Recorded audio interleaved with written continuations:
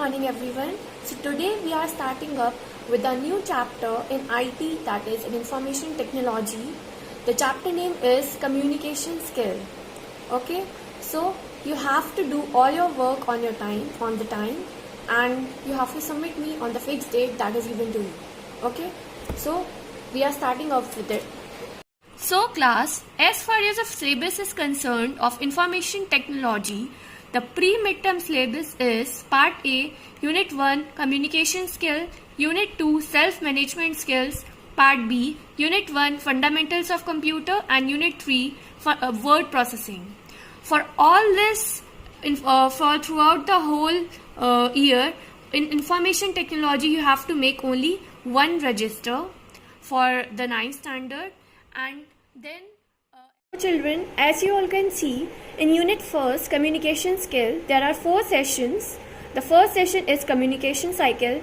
The second one is Various Methods of Communication. The third one is Perspective in Communication. And the last one is Basic Writing Skills. So today we will be covering Communication Skill. So students, we are starting off with our first topic, that is what is a communication. So what do you mean by a communication? It is the process of transferring or sharing of information between two or more people. As we people talk, one person is a sender and the other one is a receiver.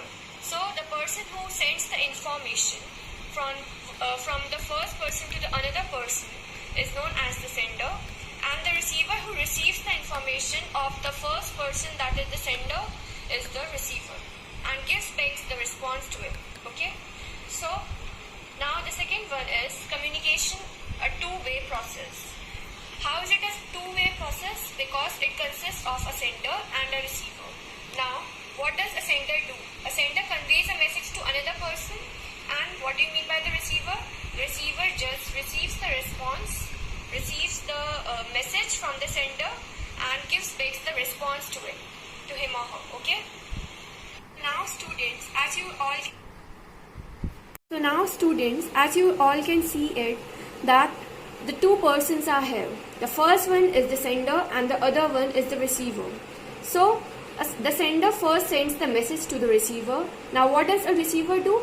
A receiver gives a proper feedback to the sender so that he can just understand the particular message or for the response purpose. Okay, so this is how a sender and receiver, the features of a communication skill. The first one is a message should be clear. The message which you are sending to the receiver, it should be clear, as if you are not clear, then the receiver will not be able to give back the feedback to the sender. So it is not possible for the sender to understand a particular message. The second one, listening to others is very important aspect of effective communication. If you are listening to the person who is giving you some information, then you can give a proper feedback to that particular person. And if not, then it is not possible for you to give a particular feedback to the sender. So, third, both sender and a receiver should share a mutually accepted code. It means that a bonding should be there. If a sender is sending a message to a receiver, then receiver should pay attention and listen carefully to what the sender is saying to him or her and give a proper feedback to the sender. Okay? Now, the last one is a meaningful communication results in the response from a receiver. If a proper communication is given, if a proper communication is going on, then it is very essential for both the sender and receiver that a proper response is to be given from the receiver. The next topic is, what are the impacts of a communication? The first one is encourages active participation. That is, if both the sender and the receiver are communicating with each other, then a participation is involved over there. So it encourages active participation. The second one is helps in building relationships. It also makes it possible for us to build a proper, strong and good relationship between the sender and the receiver when we are communicating with each other. Now the third one is, it fosters success in professional and personal life. It means that it also gives a proper successful life to us. Fourth one, saves time and reduces stress and anxiety levels. It also saves our time as we are talking.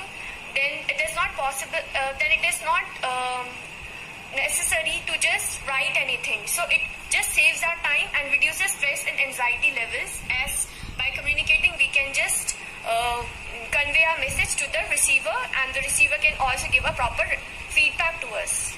So now the second topic is elements of communication. Now this portion is very important one. The first one is message. Information is to be conveyed. What do you mean by the message? Information which is to be conveyed from a sender to a receiver. Okay. Now the second one, sender. One who sends the message is known as sender. Encoding, formation of the message.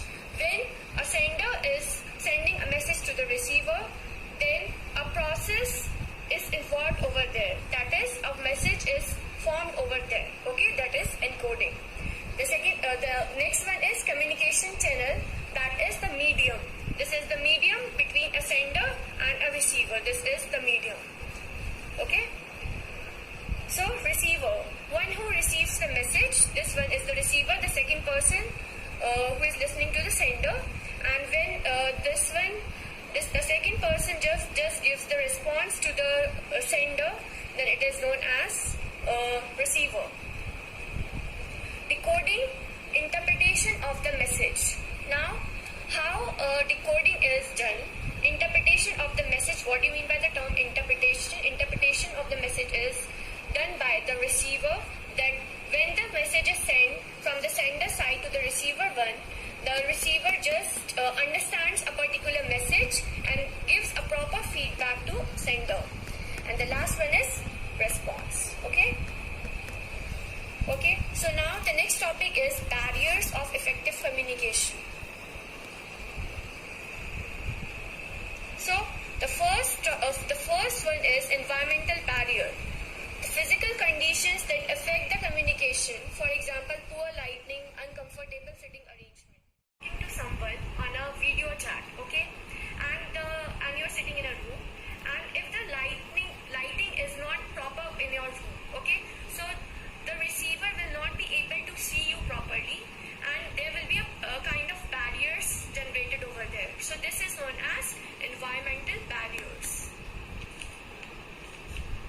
The next topic is situational barriers. That is, distance, noise distractions cause unnecessary disruption in the communication process. Example, loud music, noise. Now what do you mean by situational barrier? If you are talking to someone on a phone call, then if any kind of noise distraction is over there, like loud music is playing over there, so the receiver will not be able to listen the message that is sent by the sender. So a situational barrier is created over there. Okay.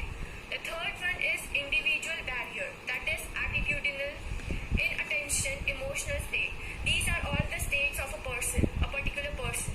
Like a person is having an attitude, is not giving a proper attention to the another person who is giving the particular message. And the last one is emotional state. A person is an emotional one. Okay.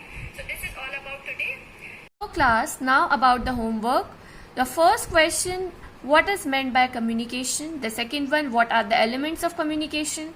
The third one, what do you mean by two-way communication? And the last one, explain the barriers of effective communication. All the four questions are clearly given in the video lecture. You don't have to go to somewhere else for searching these questions. Okay? So thank you class. Just revise all the topics and do your homework. Thank you.